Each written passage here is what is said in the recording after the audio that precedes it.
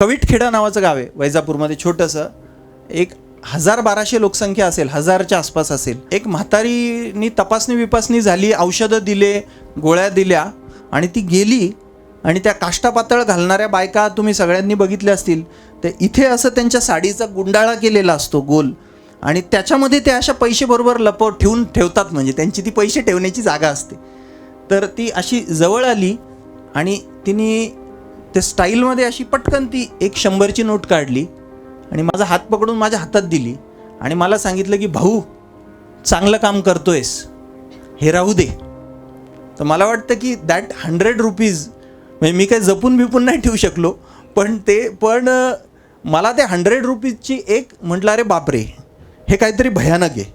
100 रुपये एखादी अनोळखी बाई, जी अत्यंत गरीब कष्टकरी बाई जर तुम्हाला देत असेल, तर इट इज अ इंडिकेशन.